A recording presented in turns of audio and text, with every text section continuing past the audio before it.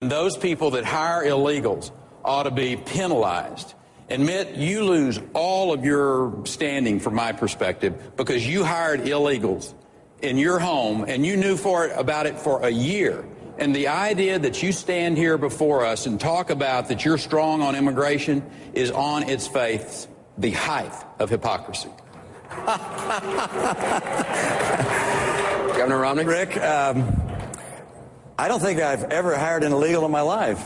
And so I'm afraid, I'm looking forward to finding your facts on that, because that just doesn't... I'll tell you what the facts are. Rick, again... You had the word... I'm speaking. The newspaper... I'm speaking. It's time for you to tell the truth. You get 30 seconds. Time for you this to is tell the way the rules work here, is that I get 60 seconds. Well, no, but the American and then you get 30 seconds to respond, right? And they want to hear you say that you knew you had illegals would you please wait? Working. Are you just going to keep talking? Yes, let me finish with what I have to say. Look, Rick... I thought Republicans followed the rules. This has been a tough couple of debates for Rick, and I understand that, and so you're going to get testy. But I'll tell you what.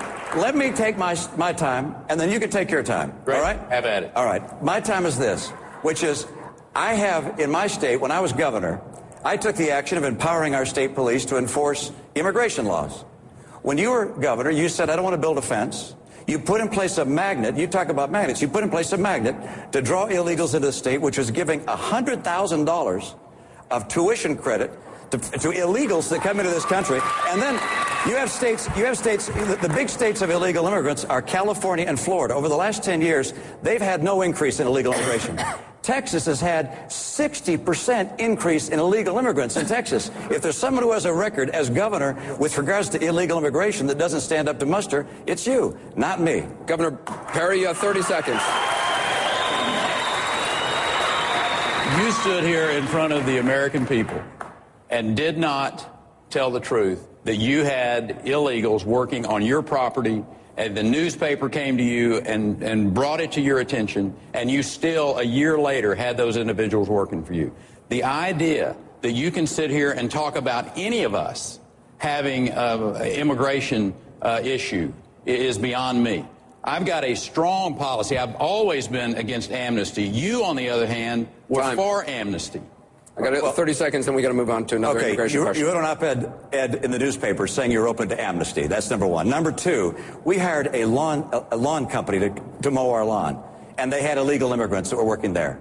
And when that was pointed out to us, we let them go. And we went to them and said, you have a problem with allowing someone to finish speaking. And I suggest that if you want to become president of the United States, you got to let both people speak. So first, let me speak.